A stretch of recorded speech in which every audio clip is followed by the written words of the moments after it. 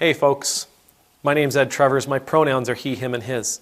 I'm an Anglican priest serving in the beautiful parish of St. Margaret of Scotland that sits on the ancestral and on the unceded territory of the Mi'kmaq people. Gwe. Today, in our online Bible study, and we have an online Bible study if you're interested in being a part of it, just send me an email and I'll tell you what's coming up.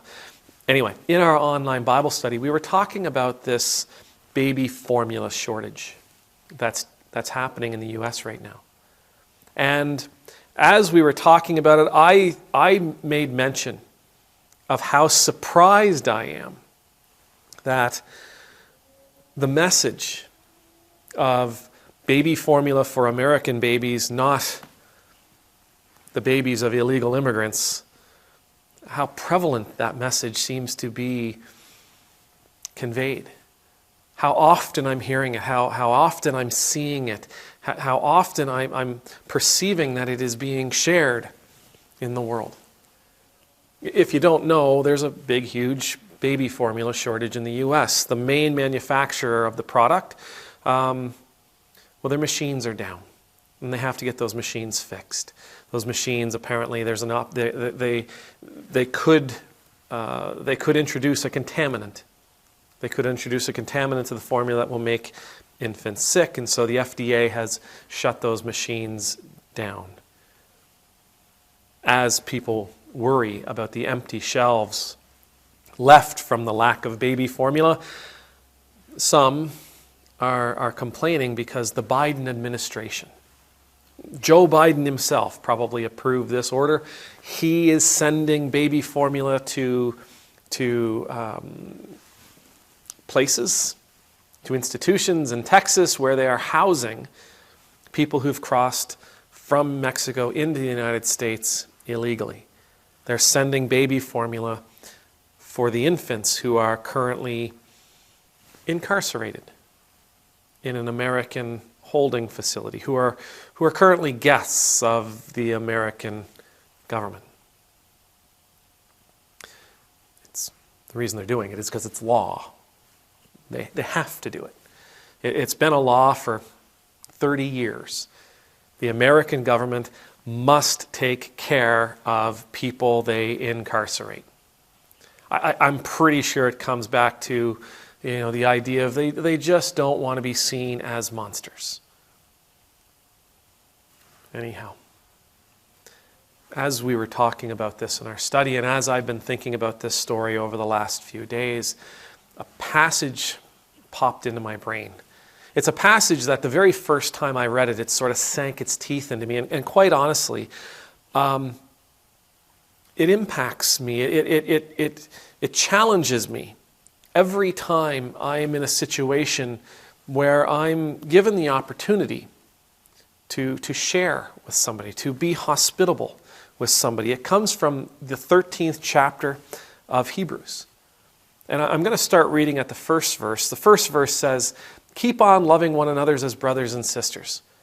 That's a good verse, right? We should be loving each other as brothers and sisters. The second verse, though, takes that and gives it a little oomph. It says, "Do not forget to show hospitality to strangers, for by doing so, some people have shown hospitality to angels without ever knowing it." Oof. In Eastern cultures, hospitality is not really optional. It's just what you do. You show hospitality. You show hospitality to your neighbors. You show hospitality to your friends. You show hospitality to your family. You show hospitality to to the strangers who come by. I remember when I was a kid, a buddy of mine had spent a guy I worked with, I was working construction, and the guy I worked with had spent a couple of years in Egypt working construction down there. He and his wife went down. It was a grand adventure. He loved the time that he was there. But they were new to the country and they didn't understand the culture. And it was really hot when they were there, for at least part of their first summer season, their first warm season there. It was really, really super hot. And his wife would open the windows and open the doors. And one day, she opened the windows and she opened the doors, and I believe she went in and took a shower or a bath or something along those lines, something that sort of took her out of the main living area for quite a while. When she was done, she came back into the living room, into the kitchen area, and it was filled with people.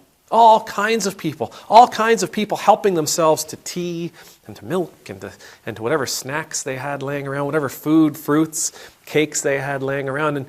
And she was pretty mortified by this. She's a Canadian in Egypt, and her home is filled with these people. Well, what they discovered was, because she left the door open, even though their home was in, the main entrance of their home was sort of in an alley, because she left the door open, everybody who saw that open door saw an invitation to accept hospitality. They saw an open door, meaning that the owners of that place, the people who resided in that building, were saying, please, come in and enjoy what we have. We know that we're supposed to love one another. Jesus tells us, love one another as you love yourself. Jesus tells us, love each other as I have loved you, which of course means sacrificially, deeply, profoundly, radically. This passage reminds us that we, like Jesus, are called to that Eastern philosophical way of living, that what we have is meant to be shared. That what we have, it is so important for us to be willing to offer what we have to even the strangers who come by. Right? So again, not only to family, not only to friends, not only to the people we know, not only to the people we invite, but to people who come uninvited. They are still worthy of our hospitality. They are still worthy of our love. They are still worthy of our attention. They are still worthy for us to share what we have with them. Even when sharing with them may set us back. Even when sharing with them may be problematic for us. Even when sharing with them may cost us more than we bargained. Are we willing to share? While they are in our company, while they are with us, are we willing to share? For the Christians, reading this passage, the answer must be yes, I will share. Because there's a possibility that the people I am sharing with in this moment are not just people, but rather angels of God, messengers of God, perhaps Christ himself. May the Lord bless you, may the Lord keep you, may the Lord's face be made to shine upon you and be gracious to you. May the Lord's countenance be lifted up to you, may you always know the peace of being in the Lord's presence. And I pray that you and I would always be willing to be hospitable, that you and I would always be willing to be hospitable regardless of what it costs us, that we would be willing to share what we have, as much or as meager as it may be, because those people who are coming to us, they are worthy of our love, they are worthy of our attention, they are worthy of our sacrifice, whether they are invited or not. And besides that, they may literally have been sent from God for this moment. Amen. Numultus.